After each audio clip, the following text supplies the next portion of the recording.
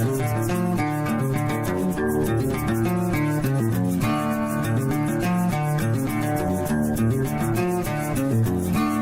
to see you all. My name is Sean. I'm with North Branch Nature Center. It's a pleasure to have you.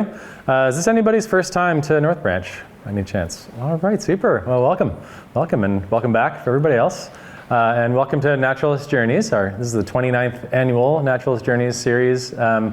This program has always been about featuring the work of researchers and travelers and ecologists and authors and folks that are connected with the natural world in some way. But this year, we're looking at forest management and sustainable forestry. And our whole series this year is trying to understand from folks who work in forest management how they make decisions around managing trees and the forest through timber harvesting and all sorts of other kind of tools in the forester's toolkit to achieve different outcomes. So this is the fifth of our 6 talks in this series. Next week, come back this time, a week from right now, and hear Caitlin Cusack with the Vermont Land Trust. To learn about how VLT thinks about prioritizing different sorts of lands for conservation, how they choose what to conserve and why. Before we get started, I want to thank all of our sponsors that make Naturalist Journeys possible. So big thanks to Hunger Mountain Co-op and 802 Coffee as our lead sponsors. Why don't we give them a round of applause? Thanks also to Stone Environmental, Onion River Outdoors, Washington Electric Co-op, Waite Heindel Environmental, and Orca Media for recording the whole thing, live streaming it, and making that possible. So thanks to Orca Media as well. And since I'm looking at all the folks that are live streaming in, welcome to all of you. You can put questions in the chat on the YouTube live stream as we go, and I'll moderate those at the end. So we'll do a Q&A at the end, so hold your questions till the end if you wouldn't mind. And if folks want to ask questions in the chat, I can feed those to Steve at the end of the talk. Let's see. Also just want to say thanks to all of you that supported Naturalist Journeys through a donation when you got your tickets or through your North Branch memberships. If you want to find other ways to support North Branch Nature Center, we will certainly help you do that. And you can find me or Emily after the program tonight. So yeah, thanks for being here. What's the bird? I'll ask you all, what's this bird? That is correct, scarlet tanager. Great. Great, all right, well you all passed the test, so that means you have all qualified for this presentation. So with that, please help me welcome Steve Hagenbuch from Audubon, Vermont. Thank you, Sean. And don't worry, if you didn't get a chance to identify this bird, there will be more opportunities for audience participation. We always like to get folks involved in things.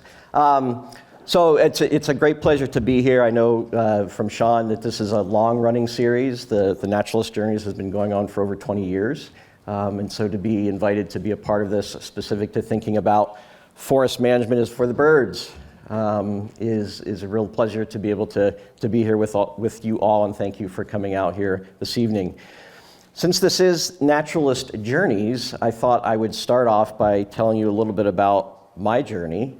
And about me and kind of who I am and where I come to all this from. I did actually go back and watch the other presenters who had presented in this series and saw that they did kind of the same thing. And I think that's kind of nice, so you can kind of hear what my experiences are, what kinds of things I've been engaged in, and how that helps to kind of define the work that I do here today.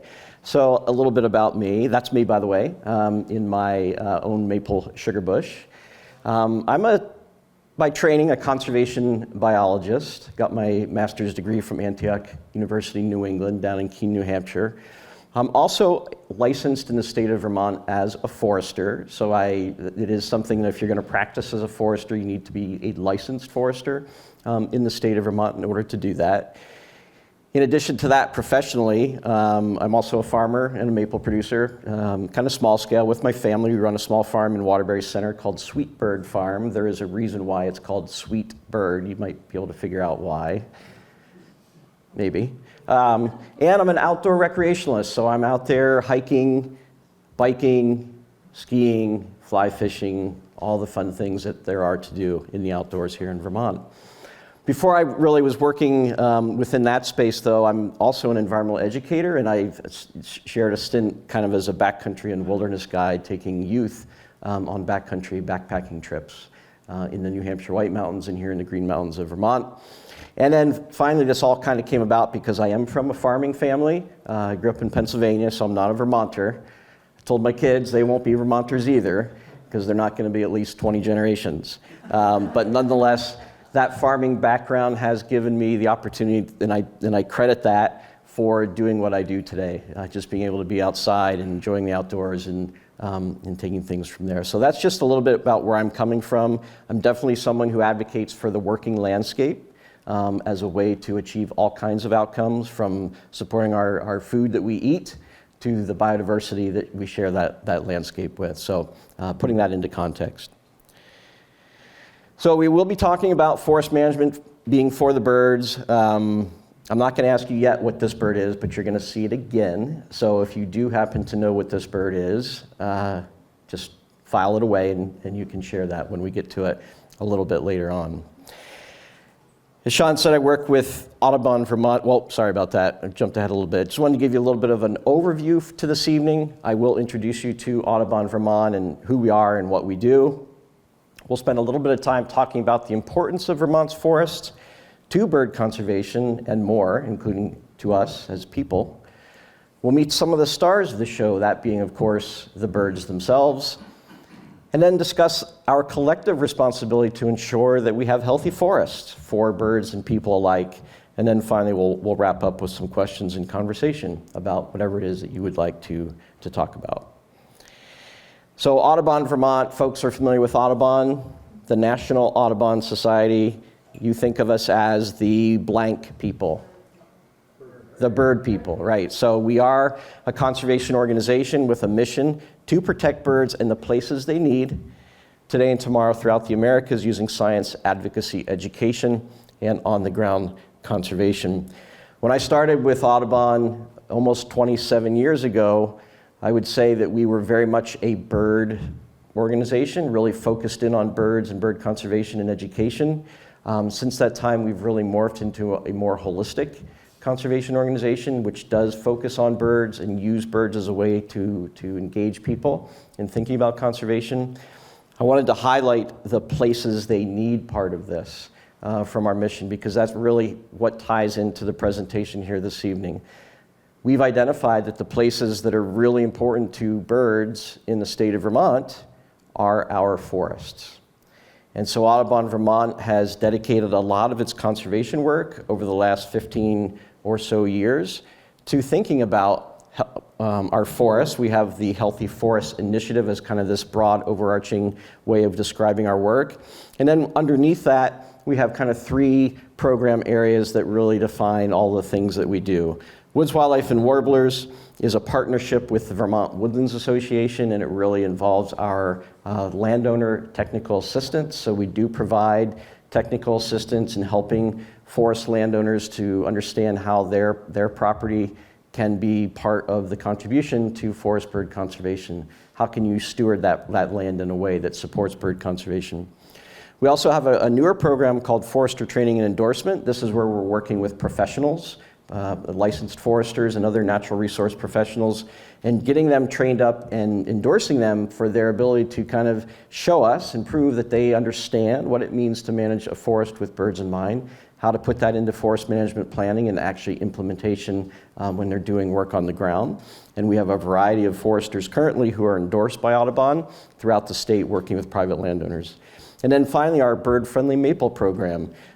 This is a program that works, as you might guess, specifically with Vermont maple producers, but we've also expanded it to other states as well. And we actually recognize them for their efforts to incorporate bird habitat when they're managing their maple sugar bush.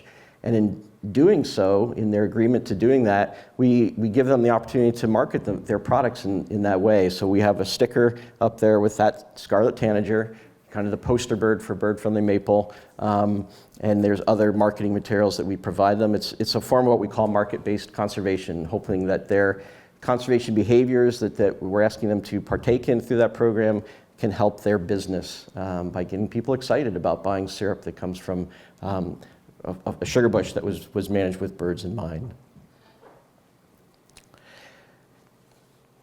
But back to that forest resource. Anybody know what percent of Vermont today is forested? About 80, 85, yeah.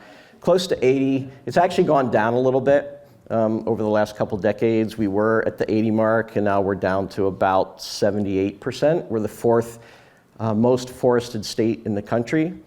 Maine first, New Hampshire second, West Virginia third, and then Vermont. And I think Vermont was number 3 up until a couple years ago, and West Virginia jumped in front of us. So we have experienced some loss of our forest cover throughout the state.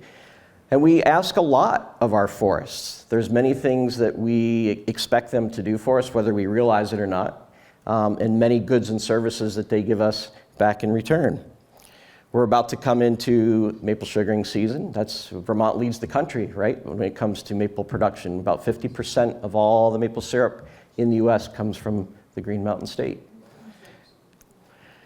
We also have a forest products industry that relies on wood itself, and lumber and timber and some other forest products and things like firewood and pulp that go to mills for all kinds of different things that we use every day. And that's an important part of our rural economy. Recreation is a big one. It's expanding and growing rapidly in the state of Vermont. Mountain biking, backcountry skiing are all things that more and more people are doing to get out there and enjoy in the forest. And then, of course, the biodiversity aspects that we have, in particular, our bird communities that are here. So there's lots of things our forests do for us. There's lots of things we ask of them. And kind of the trick is to figure out, can these things all work together? Can we realize all of these benefits that we ask of the forest, while at the same time making sure that the other creatures that need it as well are finding the things that they need? So this is where we're going to start to really focus in on the bird part of things now. I do apologize if this is a little bit of a blurry slide, but I think you'll get the idea of it. I love maps, by the way. I think they do a good job of telling stories. This is a map that shows some of the results from a program called the North American Breeding Bird Survey. It's one of the longest running bird survey programs that we have in this country, going back into the 1960s. And it basically gets people out on the ground kind of tracking bird species that they find on these roadside routes. The warmer colors that you see here are the higher numbers of species, forest bird specific species, that have been encountered over these routes during a short time period. It's only 2004 to 2006, but nonetheless, those numbers would still really hold true today. And the takeaway here is just to say, if you are looking for some of the highest numbers of forest bird species, what we would call species richness, where should you go?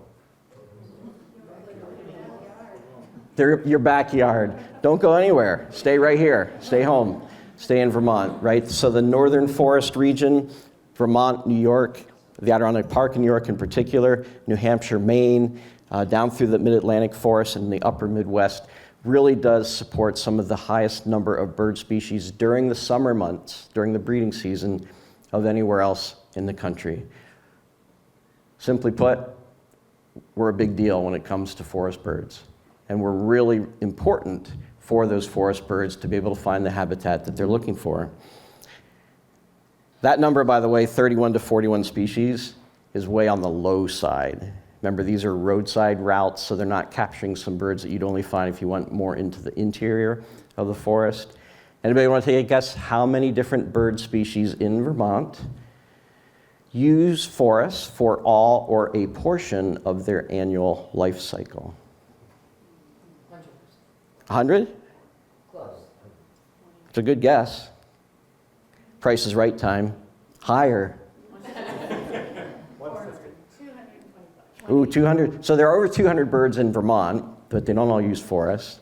It's about 120, 125, give or take, is the number of species that have been identified as utilizing forests. That's a lot of birds that are potentially out there using our forests.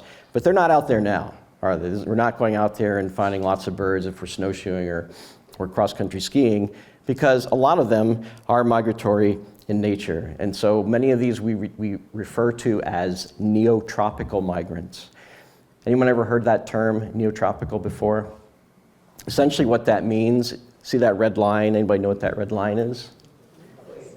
Tropic of Cancer. So a neotropical bird species is a species in which the majority of its wintering population goes south of the Tropic of Cancer and then returns back north of that during the breeding season. So being that we are in the winter season, a lot of these birds right now are in Mexico, Central America, and even as far as South America.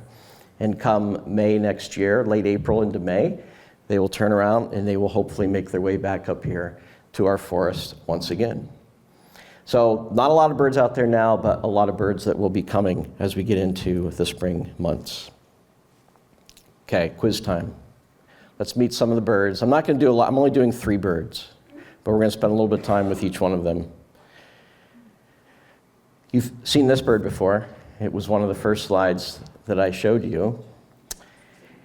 One of the best things about the names of birds is that whoever named them, when they name them, that somewhat look like, in ways that look like their appearance, it's always helpful. Excellent. This is the black-throated blue, and then warbler is the group of birds that this particular one belongs to. We have warblers and thrushes and vireos and things like that. So this is within that warbler group, which there's a lot of different species that fall within that.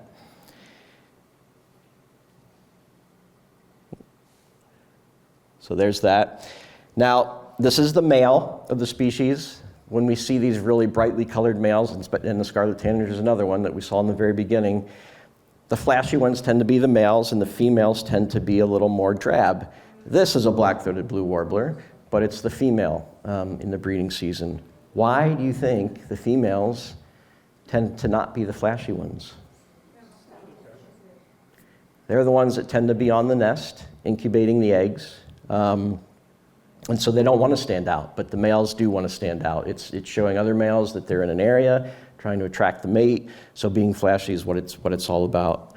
We're going to try and see if we can get a little advanced jump here on listening to the songs of these birds. This is one that if you spend time in the forest, you probably have heard at one time or another during those summer months. Hopefully this is loud enough. I'm not sure where that sound would be coming from. Is there a speaker on the... Up above the screen. Oh. Say, that helps. Anybody hear that? Okay. So the way that we often describe the song, it's a buzzy kind of rising up, bzz, bzz, bzz, bzz, rising up to the blue sky. That's how I remembered it. The black-throated blue, it rises buzzy, rise up to the blue sky. And this is a fairly common bird that we find in our forests. Population-wise, it seems to be doing okay. But the important thing is that we are part of its core nesting habitat. So every year, this bird's coming back to our forest as kind of the core area where it's trying to nest and raise the next generation of its species. I'm going to try another thing here, too, and I'm not sure this is going to work, but it's kind of a fun feature if it does. Not going to work. It's working on my screen, but it's not showing up there. So this is a map that basically, it's an interactive map that shows where this bird is in the breeding season, where it moves in migration, and where we find it in the wintering ground. So it's really in the Caribbean islands is where its wintering location. Most of its population goes there, so that's where we'd find this bird now if we wanted to find it.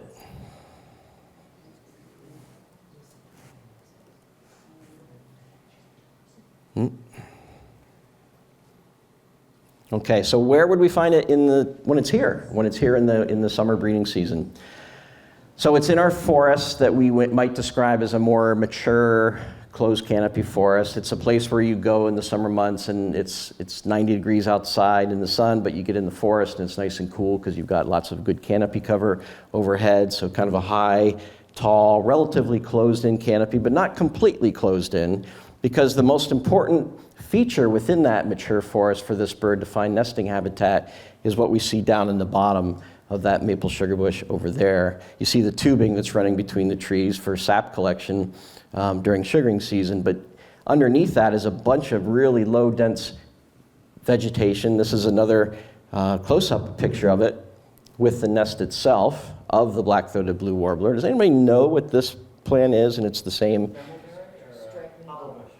Hobblebush, right. Hobblebush is a native shrub that we find throughout Vermont, particularly as we go a little bit higher in elevation. So if you're going up over here on Mount Hunger or something, you'll get up and eventually you'll find a bunch of hobblebush growing. And it's not necessarily that it's hobblebush itself that the black-throated warbler is keying in on. It's the structure that hobblebush creates. When it grows in large patches, it's very dense, provides a lot of cover, and it's called hobblebush because if you try walking through it, it hobbles you. It kind of trips you up because of the way it intertwines as it grows. So hobblebush and other vegetation that is within the first 6 feet or so of the ground is typically where we'll find the black-throated blue warbler putting its nest. If it is successful, it'll put out 2 to 5 eggs, which are incubated for up to 2 weeks, between 12 days and 13 days. And those young leave the nest after 8 to 10 days. So it all happens pretty quick compared to us. And when we raise up our kids, it seems to take a long time before they get out of the nest. But not for a black-throated blue warbler. They're out of there pretty quickly. When it's here, it's really feeding on insects. It's the main food source for pretty much all of these birds, the caterpillars, moths, crane flies, and spiders in particular for our black-throated blue warbler. But again, the key thing is the habitat. Will it find what it needs? That low, dense growth within a mature, kind of closed canopy forest.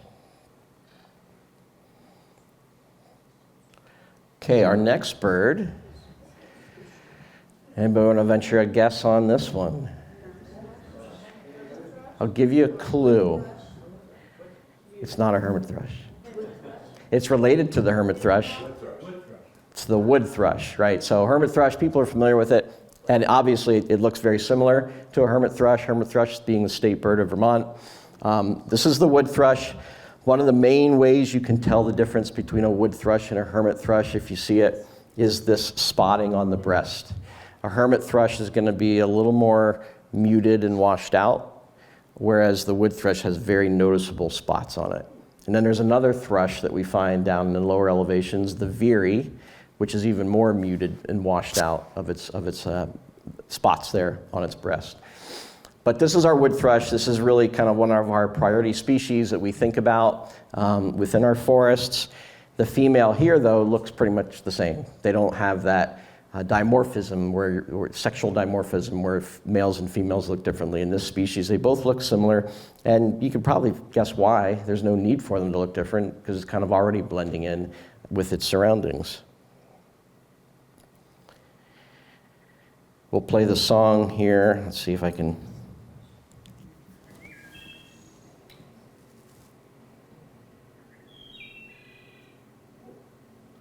Similar to the hermit thrush. Sounds the same.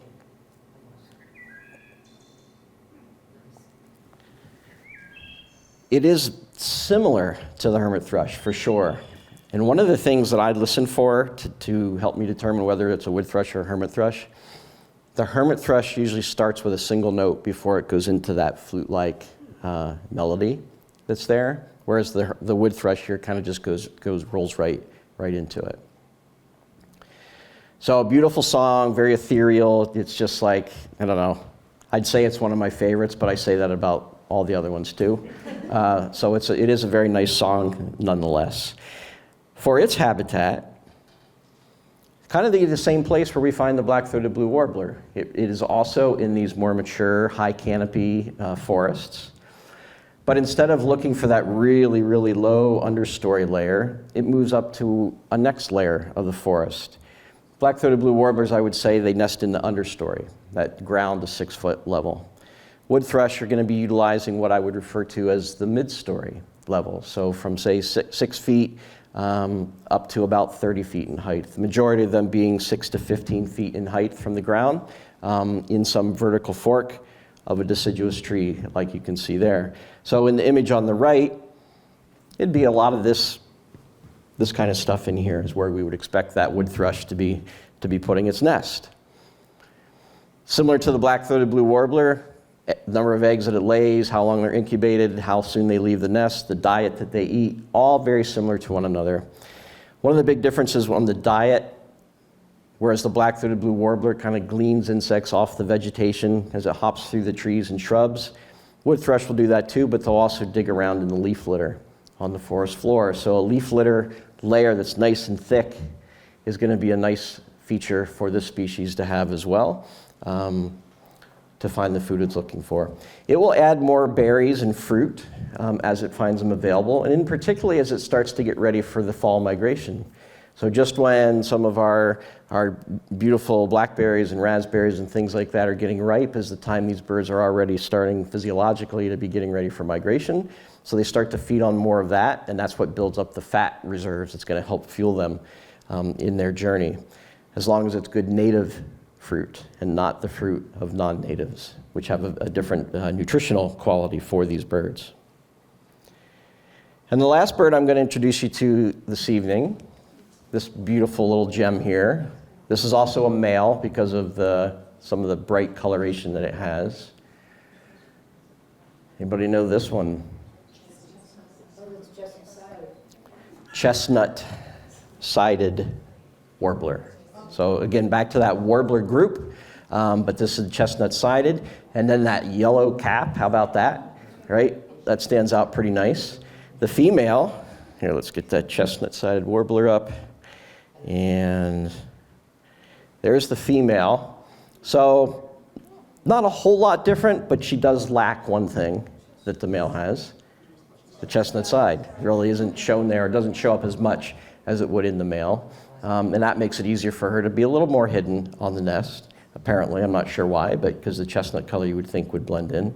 But this is different habitat that we're going to find this bird in, and this is the song that we would listen for. I'll get to the habitat picture in just a moment.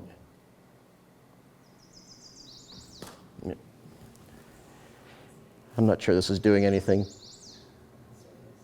other than make me look silly. Yeah. It says, "Please, please, pleased to meet you." It's kind of the way many of us describe the song. Please, please, pleased to meet you. And this one, unlike the wood thrush and the black-throated blue warbler, we would not be finding in that more mature, high canopy forest. This one we're going to go to places that are more open, like that picture on the right. So this is where we're going to walk out in early July, and it's 90 degrees. And it's 90 degrees looking for chestnut-sided warblers because there's no big canopy overhead to shade us. So it tends to be more open canopy with a lot of low, dense growth, though, coming in. So that low, dense growth kind of is the key for a lot of these species to find good nesting cover. And there's the chestnut-sided warbler on a low shrub in a habitat like that. Less than 6 feet in height again. So the big difference, everything else is pretty much the same. They're eating insects, some fruit as it's available, the young are, the number of eggs, how long they're incubated, when they leave the nest, all very similar within a lot of these species. But the big difference being this habitat type. And those habitat patches that are going to be kind of open canopy like that, really ideally are going to be at least 1 acre in size. In order for the chestnut-sided warbler to be like, yep, that looks like the right habitat for me. If it's a small little opening of like a 1/10 acre or so in a more mature forest, we would not expect to find this bird or other young forest nesting birds there. So we need these patches that are at least 1 acre in size. The bigger they are, the more pairs of this species that will be able to be accommodated there. So if you had a 5 acre patch that looks something like that, you might find you have 3 or 4 different pairs potentially nesting in there. Whereas if it's only 1 acre, you most likely would only have 1 of them being there. So that's kind of fun, right? We've got some beautiful birds. They'll all be coming back soon. Hopefully, they'll all be coming back soon. Because unfortunately, not all the news with these birds is on the positive side. This is some kind of staggering results that were published in 2019 from the Cornell Lab of Ornithology. You might have heard the headlines. It actually made some of the national news. This 3 billion birds lost was kind of the tagline, 2.9 billion, but close enough. Since 1970 throughout North America. So kind of just see overall the trajectory of birds from 1970 down here on the x-axis and the number of birds lost on the y-axis. Really kind of a precipitous decline in a lot of those birds over that 30-year period, or more than 30 years, but actually that's a 40-year period they were looking at that. And if we drill into that a little bit deeper, specific to our eastern forest birds that we're focused on here this evening, we take our wood thrush. 6 and 10 wood thrush have really been lost throughout their breeding range since 1970.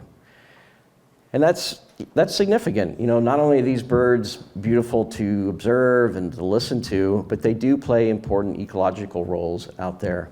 And really, we've all heard the canary in the coal mine.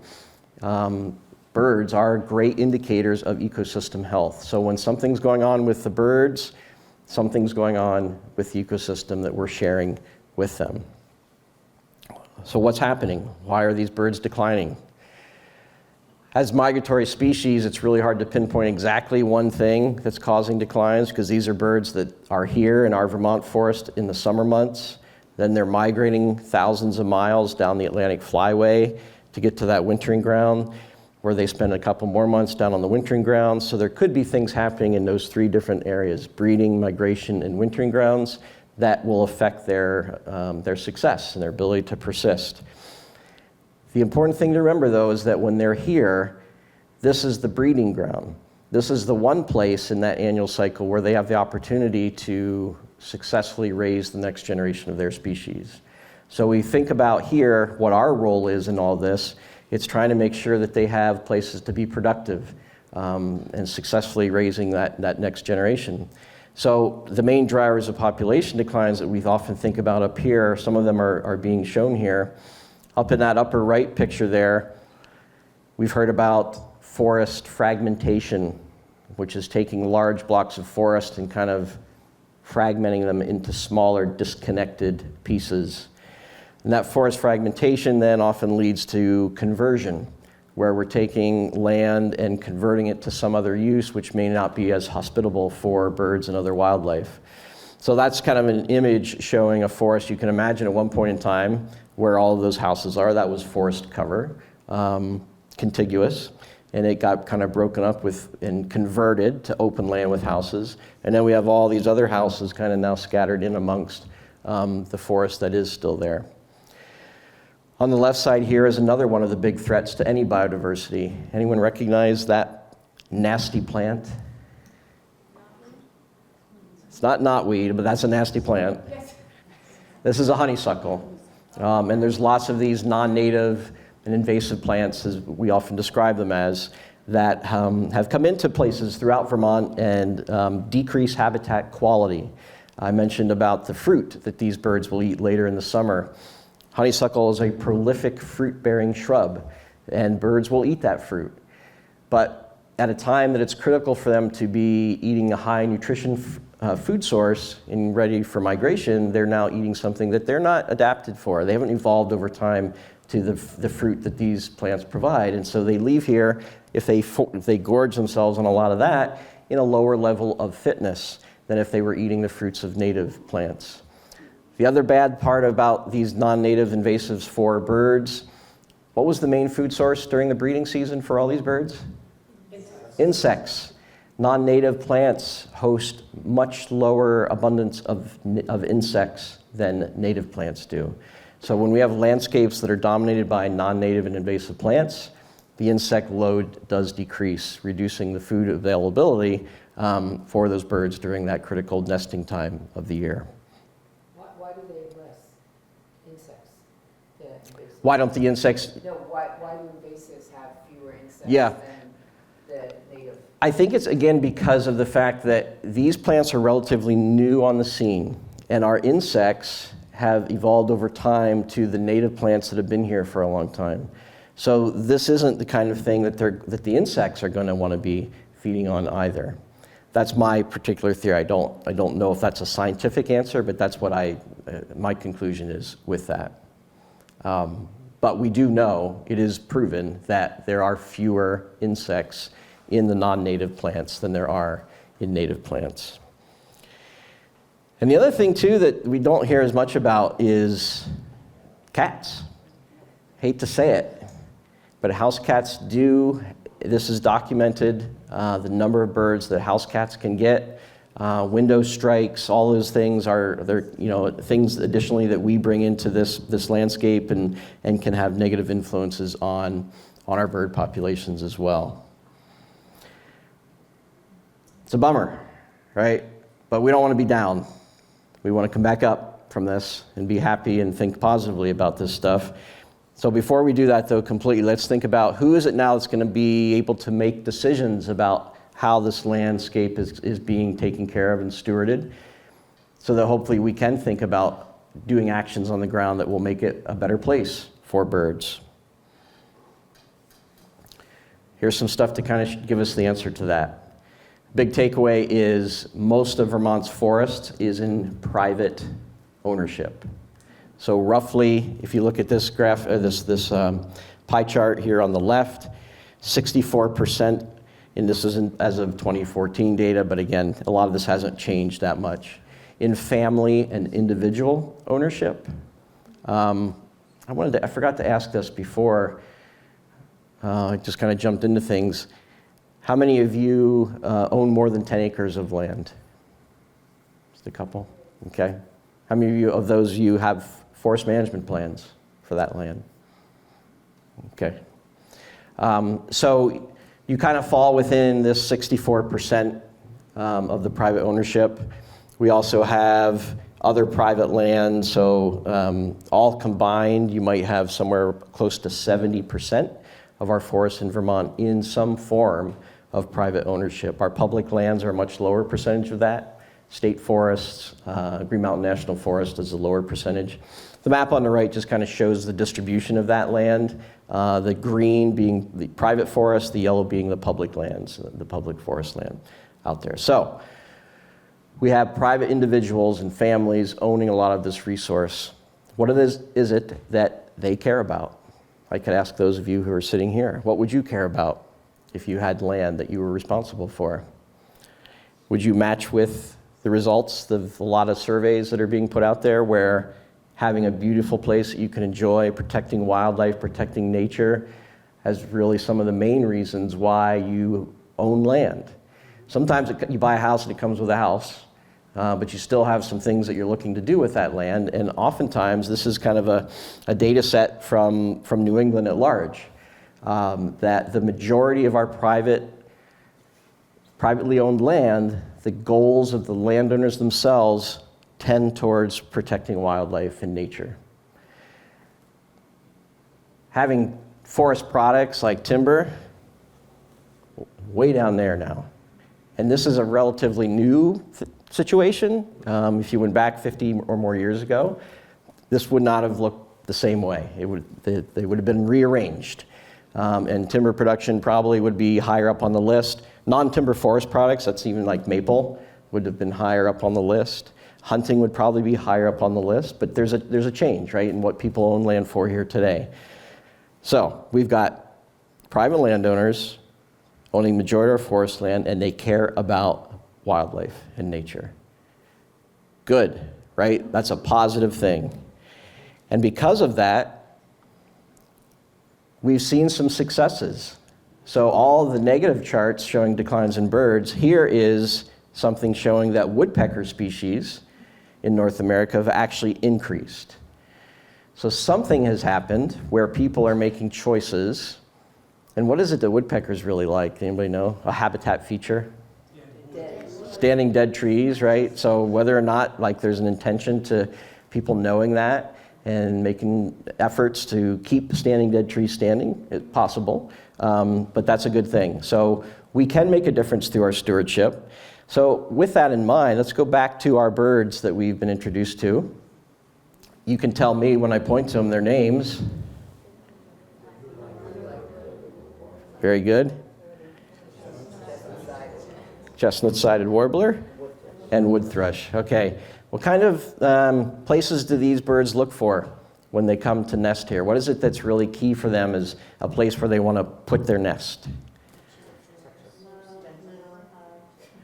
Different layers, right, of the forest.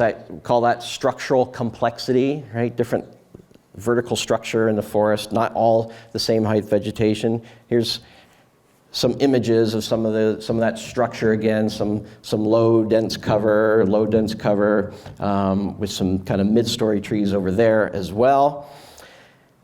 That's good. We'd like our forest to look like that, but our forests generally in Vermont don't look like that. They look like the picture you see on the left there. A lot of our forest land, due to past land use, the age of the forest today is in what we often refer to as the teenaged forest. It's not young forest anymore like the chestnut-sided warbler was looking for, which open canopy, real low dense vegetation. And it's not that real structurally complex older forest that has different layers of vegetation. It kind of falls in the middle in what we see here. This is a very common scenario in a lot of Vermont's forest land. So the question is, how do we go from that to getting that structure that those birds are looking for that would allow them to have greater success of nesting and raising their next generation? Any ideas? Magic wand. Cut a few, or have a few pieces, make gaps. Make gaps. Ooh, small gaps. Uh-huh. Classic forest gaps. There'd certainly be a place for old growth and deep woods, deep Yep. interiors.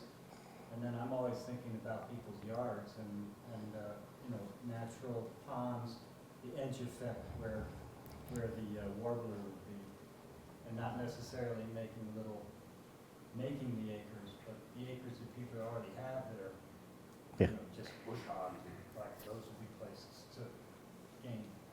Yeah. So both great answers. I'm going to touch back on that one. Yeah. What about deer and overgrazing? That is a challenge to that, Yeah. right? And I appreciate you bringing that up. I'm going to hold off on getting into that a little bit more, but let's make sure I don't forget about it and talk about it.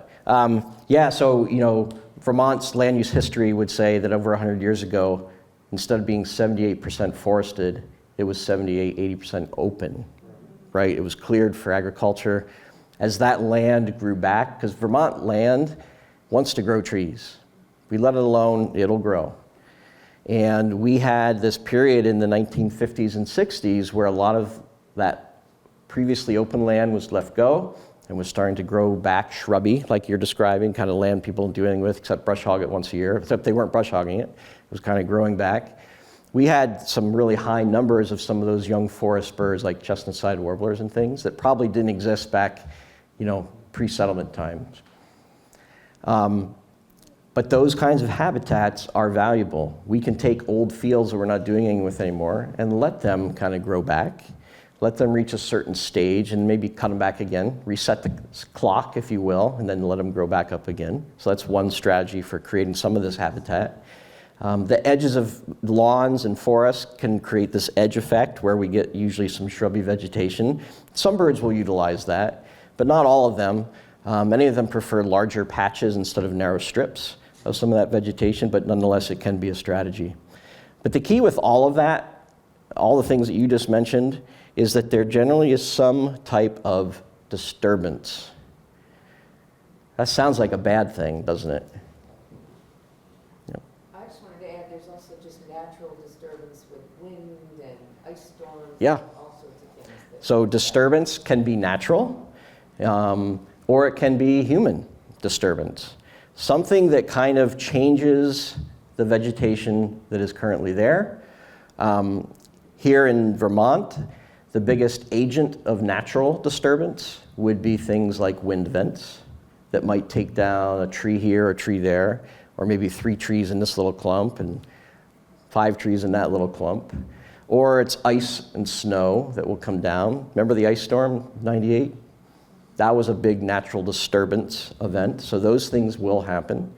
And we as humans can also create disturbances through how we engage with the land and how we manage that land. But it all really comes back to this very important fact, that disturbance of some kind created by something is going to be key for getting some of those conditions that the birds are looking for. So through a very thoughtful and intentional forest stewardship planning process, using ecological forestry principles. How many of you have been to some of these other talks this series? You heard from Alex Barrett and Jess Sweikel.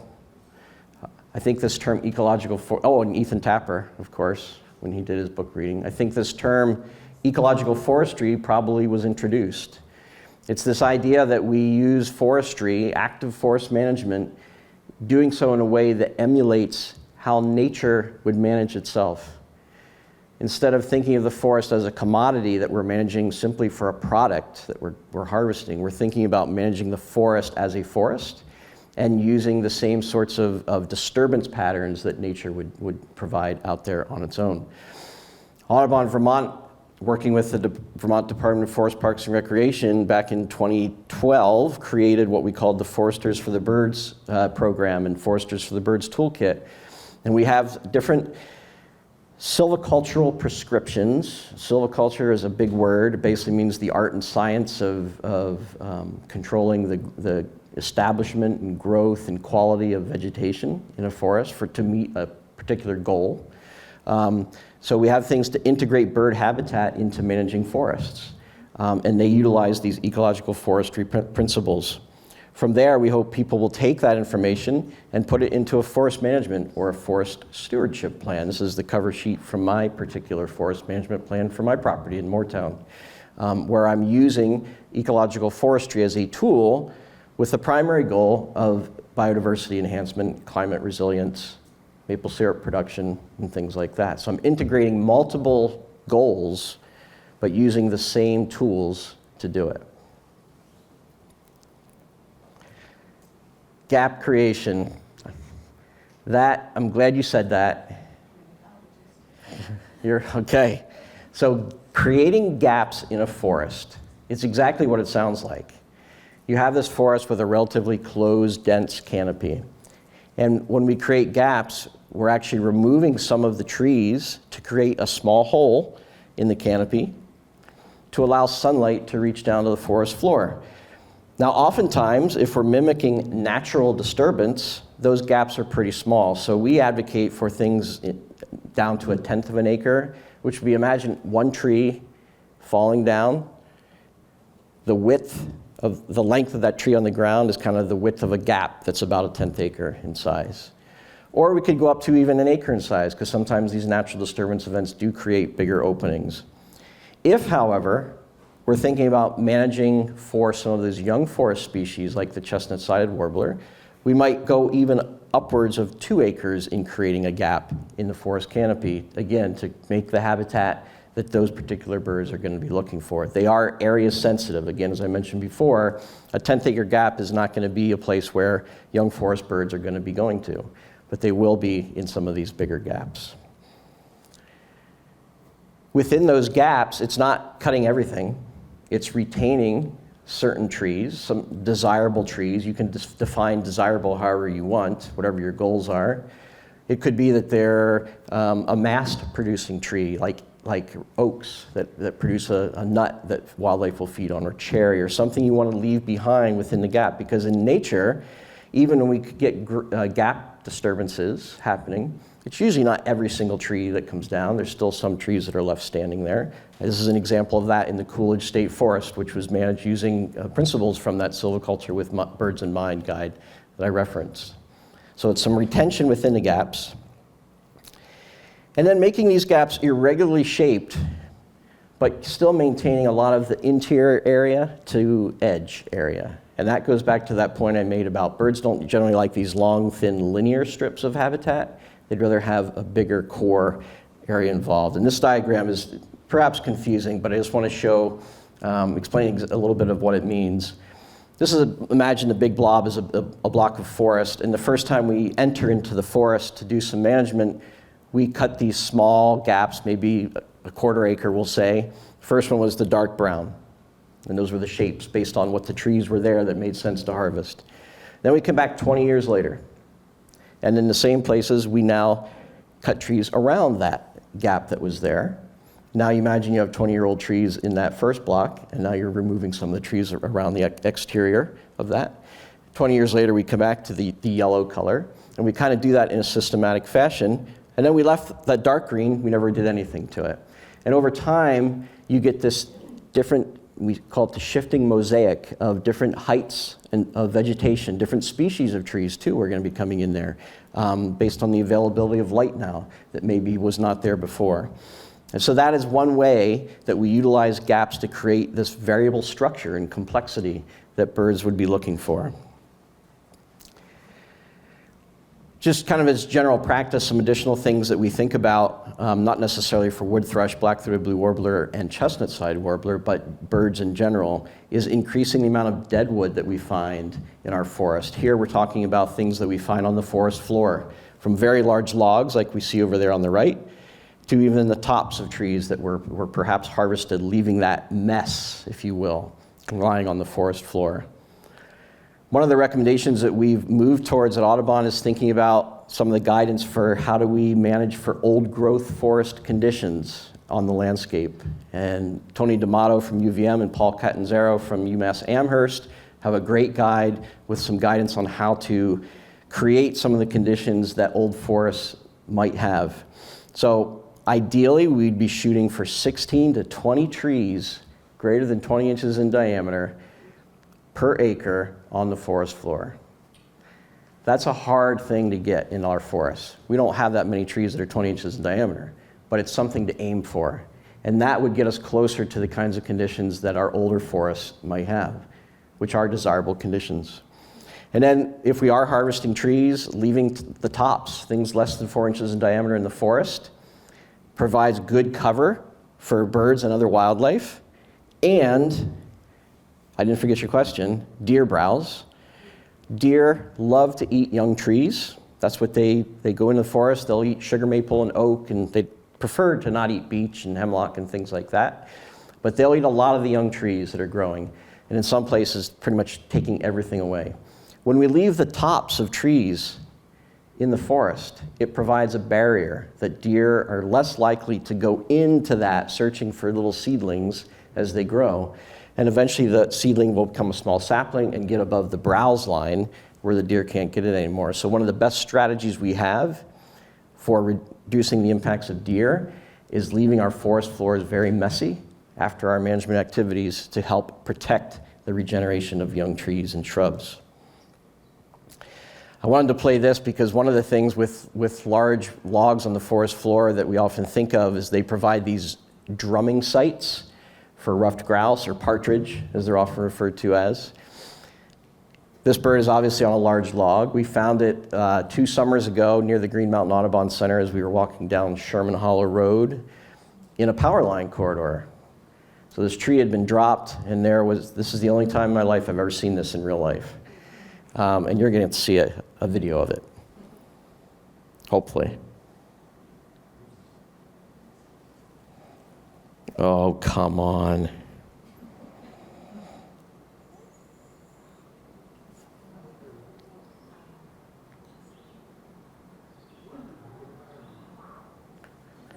So that's called drumming. It sounds like, if you hear it in the woods, it sounds like someone's trying to start a lawnmower out in the distance. Boop, boop, boop, boop, boop, boop, boop, boop, and it's just like so fast I can't even do it. That is the male's courtship, so he's trying to attract a mate, define territory. It's not a songbird, so it's not singing to do that, but it's drumming. And super cool to see that and to hear that. Can you play that again?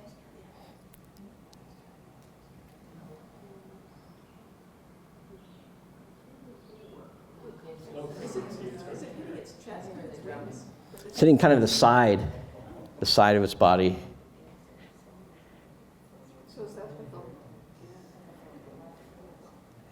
Yeah. Oh, sorry. Didn't want to see it again. Okay. Back to the deadwood thing, though, we also went to standing dead, and this was mentioned a little bit before, too. These snags, as they're often called, standing dead trees, like you see on the right there. Going back to kind of the old growth targets for leaving deadwood standing, we've now gone to this 8 to 12 snag trees greater than 20 inches per acre as a target to aim for. You can see that snag on the right has some big cavities, some big holes in it. Some of those would have been excavated by this bird, the pileated woodpecker. Those big oval excavations that you'll often see in dead trees are their feeding cavities. Nest cavities would be a smaller hole, not the big, wide, open, oval things that often see. So difference between feeding and nesting cavities. We also like to see live trees with cavities. This is hard to see, but that's an aspen. The red circle is highlighting a small hole, cavity. So that's a live aspen tree. And this bird created that hole. Anybody know what that is? Yellow-bellied sapsucker. Sounds like something straight out of a Bugs Bunny cartoon. But yellow-bellied sapsuckers are one of our migratory woodpecker species. You'll often find them doing those sap wells like the birch that it's on there. So you see these rows of holes. That's what they'll do they'll make those rolls, come back, feed on the sap, and feed on insects that have been attracted to the sap.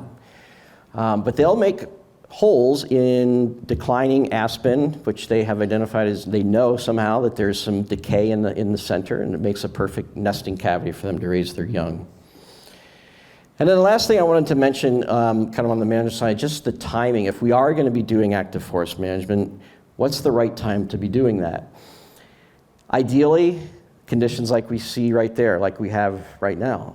Frozen ground, snow on the ground. Actually, this was just from this past week, got to get up to a harvest that we've been involved in the Little River State Park on state lands.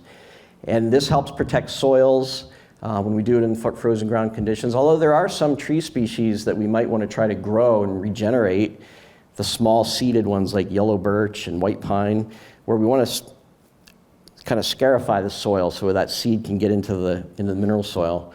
But ideally, because this is the time when the birds aren't nesting. So if we can avoid the time when the birds are nesting, that's great. If we can't, it is important to recognize that people in the forest products industry need to make a living. And if we only say, you can only do it when the ground's frozen, that's not going to really work, especially, this year is the anomaly, right? Because we've had how many winters in a row where we get freeze thaws, and a lot of these harvesting operations, they stop because they can't work in the woods when it's thawed like that. But ideally, it is these frozen ground conditions from a bird perspective that we might suggest happen. And I just want to end with a couple of final thoughts on all of this. First one is a quote from Aldo Leopold. When we see land as a community to which we belong, we may begin to use it with love and respect. And I think one of the greatest disservices that has happened over time is we as humans have gotten disconnected from the land. We don't see ourselves as part of it. We see nature as that, and this is us. And when that happens, it can create some very unfortunate situations where we don't appreciate anymore that we are part of that landscape, that our ability, that we rely upon forests to give us the things we need, and we can manage them in ways that support us while doing it to support the other biodiversity and other creatures that are out there. So I would ask all of you to see yourself as part of the land, not as something that is separate from nature. We're part of that same community. The other thing is striking a balance. I heard mention about the importance of old growth. We want old growth. We don't want to see every acre of forest land being managed. We want to have some areas that are left alone as reserves that can kind of do their own thing. We want some areas that we manage with these ecological principles that we've talked about. And some areas, just based on their condition today, might require a little heavier hand to manage them, to try to restore them. It's restoration forestry in that sense, trying to restore their health back to them because of some of the mismanagement of the past. And it's a balance between all of these things. Anytime we say we want just one thing from our forests, we run into trouble. Anytime we focus on one goal, there are unintended consequences to all the other important values that our forests provide us and that we ask of them. So we need to think holistically and create this balanced approach about how we think about stewarding our forest resources. And the last but not least is this great quote by Dr. Thomas Lovejoy: "If you take care of birds, you take care of most of the environmental problems in the world." Because birds are good ambassadors. They, again, are indicators of ecosystem health. We take care of them. We're taking care of a lot of other things as well. So with that, we'll go ahead and beautiful barred owl that was just yesterday at our Green Mountain Audubon Center, perched right on the sign there, as if it knew something, which is awesome. I appreciate your attention and thoughts and questions and responses to my questions. Now we can take questions and have some conversation from all of you. So thank you.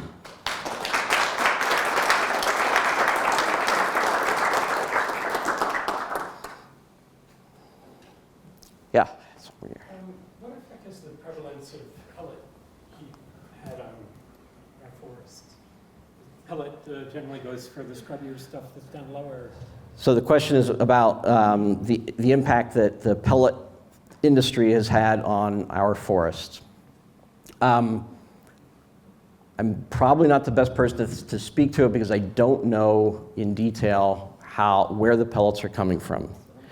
What I will say, going back to one of the slides, is we do really think it's important to leave tops in the forest, to leave mess in the forest, and to not, as general practice, be doing what's called whole tree harvesting, where we take a tree, use mechanized machinery to cut it, and then pull the entire tree from the forest. We'd like to see those tops left as often as they can be. Sometimes that is hard to do because to make the timber harvest economically viable, there has to be more than just the bowls, the logs themselves. Even though there's not a huge value in the tops. Nonetheless, it does happen. I'm not saying that we shouldn't do that at all, but I would say that as a general practice, it'd be best to avoid it if we're thinking about all these other goals that we have for our forests. The pellet thing, again, I don't know what part those are being manufactured from to give you an answer I'd be comfortable giving you. So, yes? How do you feel Act 250 has contributed to Vermont's forestry management? Act 250 to forest management, I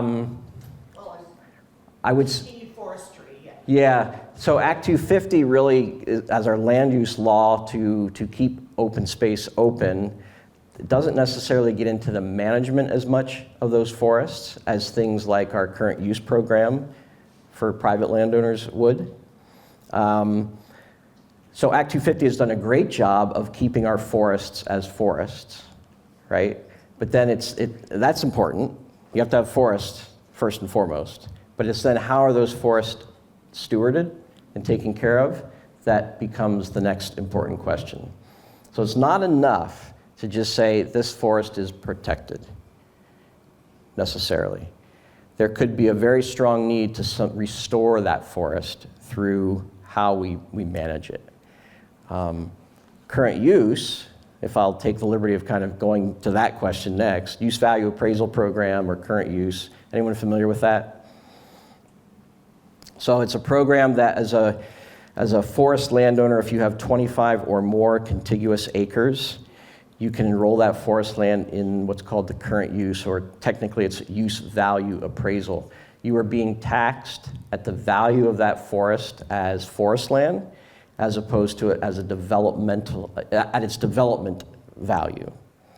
And it allows landowners to hold on to land and not feel the financial need to sell it because they can't afford to have the land.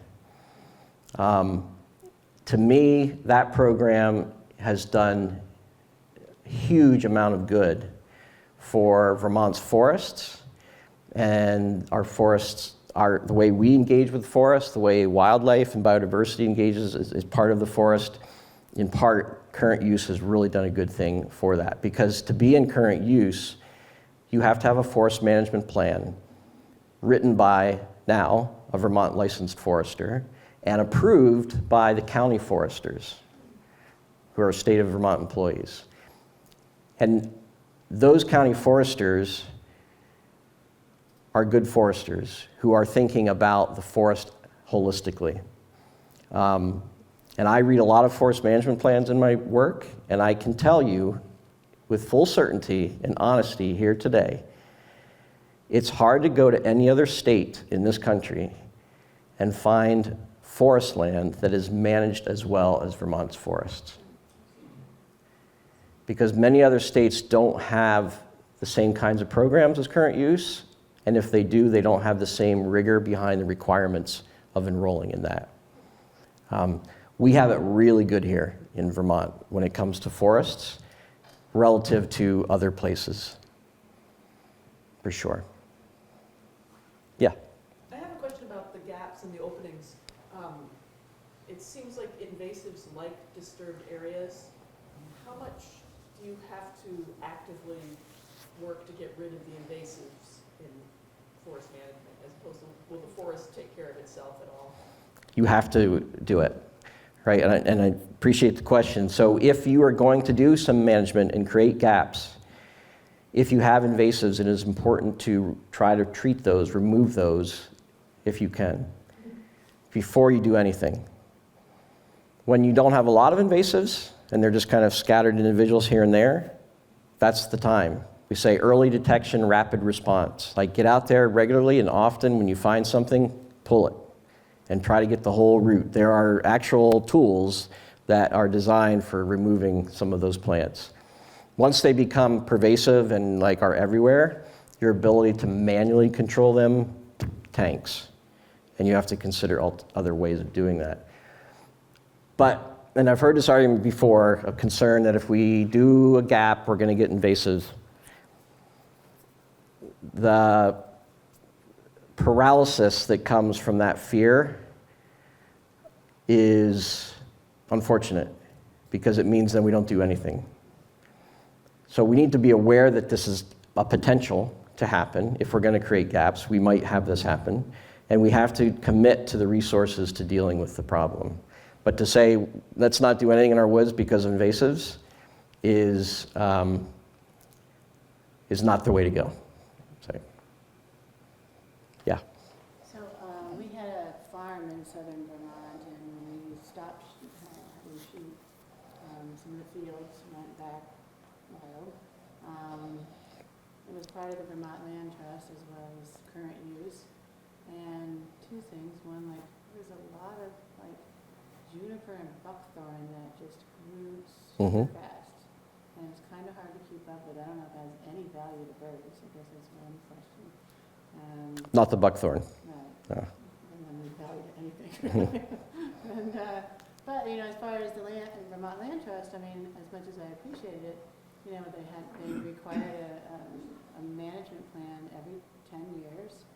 And, you know, there were some things, I mean, we really wanted to let it be wild, you know, because you do, as much as there's gaps might be great for some of these birds that probably weren't here 200 years ago, you know, the native larger species, how do you balance that, you know, with creating gaps and then creating too many gaps where the bigger animals find that difficult, you know? I don't know if folks heard the question. The question was around, I'll kind of go to the last part of it about whether the gaps, creating gaps and frequent gaps or larger gaps, what's the impact on some of the larger wildlife species that might be out there, like black bear, perhaps. I'm putting words in your mouth now. So wildlife benefits from disturbance. I said birds, but wildlife in general will benefit from different levels of disturbance. Black bears love blackberries and raspberries. And we find blackberries and raspberries growing in disturbed areas where there's been a gap in the canopy that some sunlight is reaching the ground. Creating gaps and forest management in general is not forest fragmentation. We are not taking that forest and converting it to something else. That's the problem for the moose and the bear and the other wildlife, is when it's no longer forest. Gaps are just resetting the successional clock. All vegetation goes through a period of succession where it changes over time due to environmental conditions. And we're just doing what nature would do on a regular basis, which is put small gaps in the canopy. That's how our forests renew themselves and get new growth coming back in. But it is not something that is fragmenting the forest. We hear it's real. Forest fragmentation is real. Creating gaps is not that. So I would say that it's actually a benefit. Those gaps are a benefit to the wildlife that you were speaking to, and not preventing them from being in that area. Yes? You described some of the bird species and change in bird populations that might happen as forests get either like heavily disturbed or fragmented. For example, I'm kind of thinking about like the cowbird and just some of the species that we don't necessarily want to see. Can you help us? Can you paint that picture, please? Yeah, so like what kind of bird communities come in when we disturb areas? Usually it's when we convert forest or any landscape from a natural setting to a human-dominated setting that this happens. Difference would be the cowbird you mentioned. Brown-headed cowbirds are a species that we find in more open and agricultural settings. Historically, they were birds of the Midwest, and they followed the buffalo herds as they moved across the plains.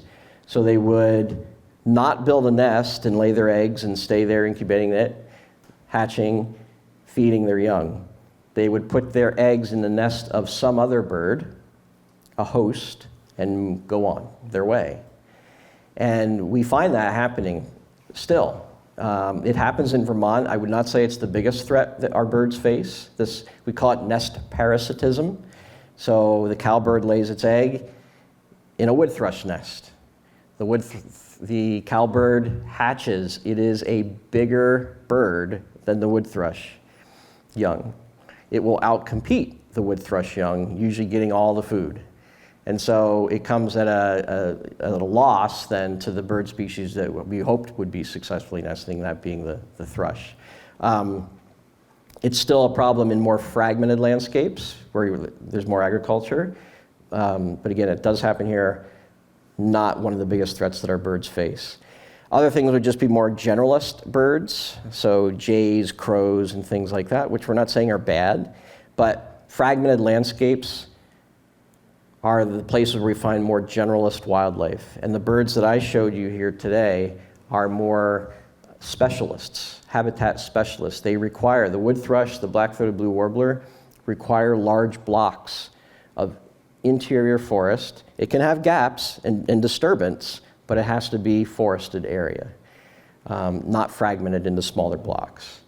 So the change in land condition and conversion to non-forest is when we see the biggest turnover in bird communities to these more generalist species. Yes?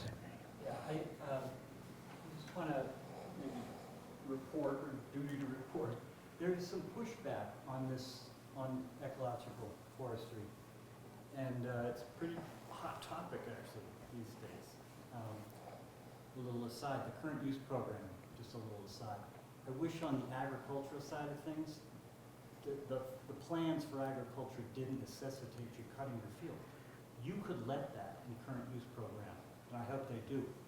These large swaths where there's no insects in there, there's nothing but a cut field for somebody's beautiful view. Right. But if current use changed that and let that happen with landowners, I hope that would be a vantage point where people would go that route rather than what I see in the pictures. I've seen Ethan Tapper pictures and some of the pictures you showed here, where it does seem fragmented. And what I really wanted to report is President Biden had a thrust to protect biodiversity and old growth, and it didn't go anywhere because the Forest Service didn't pay any attention. And I don't know if you all noticed, but his time's up. I'm gone. Nothing happened with that. Yeah. So there were, I take all of your points. So, Yep. So that opportunity was lost. It wasn't enforced. and the Forest Service and telephone gap here in the state of Vermont and Putnam State Forest. Ecological forestry is this new, what is byword, the correct word, but it's the way people are talking, and I hope that ecological forestry, which you're saying, is enforced. Mhm. When the skidders come in, they don't have weed seeds on them, and just on and on. And there's so much nuance to it, but the deep interior is what is really suffering, and that's what's holding carbon, and that's what's holding a whole host of species that are deep interior. You can't have an interior like the map you showed about what you do over 6 years. There wasn't a lot of old growth in there that was never touched because that looked pretty fragmented. I mean, of course, maybe it wasn't to scale, but I'll just end by saying that something along your bat, some of these species, they won't have a place. And a lot of the pictures I've seen in ecological forestry, it looks very barren versus you look at pictures of the Adirondack Park where this is moisture. This is never going to catch on fire, for one thing. It is so Yeah. deep. So I'll just... Yeah, no, Thank you. yeah, I appreciate that. So there's a lot there, and I won't, and I'm very familiar with the criticisms right now about ecological forestry. Audubon Vermont in particular has been identified as a group that has not been advocating for protecting old growth forests. I will say right here and now that is not true. It comes to how folks are defining things, and there's a lot there. In terms of the National Old Growth Amendment that you referred to that the Biden administration brought forth, there was movement forward with that. That is now gone, as you mentioned and alluded to, unfortunately with the new administration. But the U.S. Forest Service had come up with, for the first time ever, some plans for how to identify old growth on national forest lands, U.S. Forest Service, and that was a positive thing. We have very little old growth in Vermont, very little. And I don't know of anyone who says we should be cutting trees in Vermont's old growth forests. And I'll stop right there with that question. Sean, how we doing? We're good. We have time for a couple more questions. Okay. I'm going to steal one of them, if that's all right. Okay. So, I'm curious about how somehow this connects to what you were just talking about. I'm curious about how you think about timescales when you're writing a forest stewardship plan. You are writing prescriptions for creating certain disturbances, and but also trying to remember that there's all these natural disturbances that are going to be happening to this forest over the next decades and centuries, and you don't know what they're going to be or when they're going to be. We know that a lot of these disturbance regimes are changing and accelerating, that sort of thing. So how do you factor in the forest's ability to have its own disturbances on top of prescriptions that you're doing as well in your stewardship plans? It's a great question. So first and foremost, those forest management plans on private lands, it was mentioned here before, they're for a 10-year time period, and they need to be updated to reflect current conditions, ownership goal changes, anything like that. So the planning process for that plan is 10 years. That's way too short to be thinking about forests. Forests operate in different timescales than we can even comprehend. We don't work in those timeframes as human beings. So there's a little bit of a challenge right there to make that work. When it comes to thinking about the natural disturbance regimes, how they are changing in a changing climate, and what does that mean for planning, one of the things that we first and foremost look to is Vermont conservation design. If folks are not familiar with that document, it is something produced by the Agency of Natural Resources that has targets for, throughout the state of Vermont, how much old forest would we like to see, how much young forest would we like to see, and gives places where it's most appropriate to create or to try to create those conditions. On the young forest side of things there, statewide, the goal is to have 3 to 5% of the forest in patches that are at least 1 acre in size. They might even say 2 acres, I'm not sure, we'd have to look at it. that are between 0 and 20 years of age. So that 0 to 20 year time frame of a forest growing from disturbance is when we tend to see the young forest in those big enough patches persist. Beyond 20 years, it's now grown too tall, shaded in. The low dense growth that the chestnut-sided warbler was looking for now is shaded out. So it's that 0 to 20 year time frame in most situations we're looking for. 3 to 5% of the state in a young forest condition, 0 to 20 years of age. We're nowhere near that right now based on the data that we have. We're somewhere around 1%. So we can still create more of that. Audubon Vermont, even before Vermont Conservation Design was published, also was suggesting 3 to 5% of the landscape be in these young forest conditions based off of what we know pre-settlement forests and natural disturbance patterns. There's some great papers out there, peer-reviewed literature, about what the New England interior and coastal landscape may have looked like prior to colonization in terms of these different habitat conditions. For this part of Vermont, it was probably 1 to 3% young forest at any time, usually due to beavers' influence, creating those shrubby conditions. So we said 3 to 5, but we also know that that happens naturally, so generally we go on the lower side. So within a landscape, if I'm working with a landowner, I don't just think about their property. I look on a map at 2,500 acres around them, what we call landscape, and we try to identify what's the condition of that landscape. If there's young forest out there, I'm probably not going to recommend it on your land because it's already there. If it's not, I might say, if we find a good place to do this, an acre gap, or maybe a 2-acre gap. So we try to take what we know about natural disturbance, what we don't know those natural disturbance events will be in the future, and the landscape context to answer that question, knowing full well that most likely these events are going to happen more frequently and perhaps opening up more of that canopy gap naturally. So we don't necessarily need to do it all the time, but it doesn't mean we can just walk away and not do it, because it might not happen. We just don't know. There are no right answers to this. It's complex. There's a joke that forestry is not like brain surgery. It's harder. I don't think that's true, but I've never tried brain surgery, but I can tell you that it's just complex and it's very nuanced. I heard you mentioned nuance, and there's so much nuance in this stuff that sometimes it's hard to kind of wrap your head around. You got a question? Oh, yeah. I sort of have several. Okay. I'm going to start with a really specific bird question, which is the black-throated blue warblers was a very short time for them to do. How many clutches do they go through in this? It seems like they must have several clutches in those. Yeah. The question is for the black-throated blue warbler, how many clutches or times do they nest and produce young?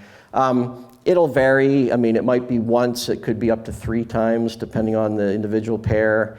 Whether or not we're successful the first time or not will trigger attempt to do another one. But certainly not more than 3 on any of these. There just isn't enough time.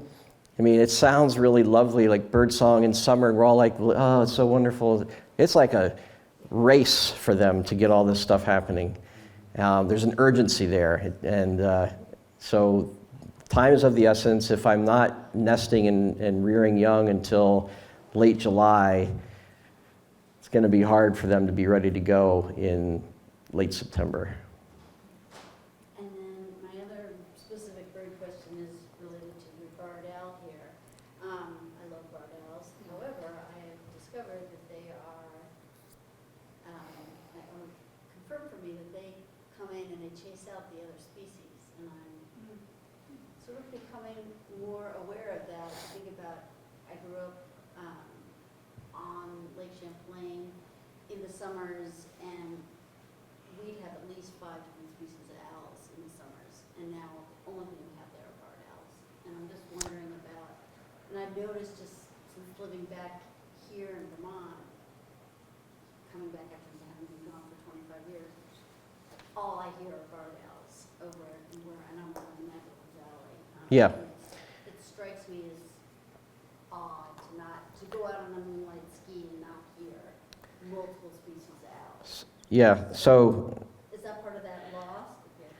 well, I think it's more of a factor of just in Vermont, where do we find different species of owls? The Champlain Valley is going to have a greater diversity of owls. Great horned, barred, screech, barn perhaps, although those have really declined. Whereas the Mad River Valley, I live in Waterbury Center, I've never heard a great horned owl. I've never heard a screech owl. And I think that's just, it's those birds, the great horned and the screech, tend to be more in those open and forested woodlot kind of places, as opposed to lots of interior forest. So I think it's just a function of geography, more so than barred owls chasing out, because the great horned would most likely chase them out Okay. if they were there. Well, the Champlain, I don't want to keep it, but the Champlain Valley, we used to have multiple species and Okay. property there, and now we've had the property for 100 years. So obviously more than my age, but it now only has barred owls in the, it's 100 acres, mile or so along the Champlain. So it's just odd. And so, and I know I'm sure you're familiar with the whole situation at West with barred owls. Yeah, right. So, so that would be something, I don't have an answer for you then in that case, but we would look at like the Vermont Breeding Bird Atlas to kind of see what's the change from the 70s and 80s to more recent things. So, what you're saying, I would suspect that there's been a loss in where those birds are being picked up, but exactly why is another question. So, I'll leave it there. Thank you. Cool. Yeah, we'll Okay. have to wrap things up here, folks. Feel free to come on up and hang out if you want to ask some more questions. I also want to invite folks to head to our website, northbranchnaturecenter.org/presentations. It has all the recordings of all the other programs in this series and previous years as well. So if you want to catch up, then do that. And that's your homework before coming back next week for our talk. So, Great. Steve, thank you very much. thank you. Thank you.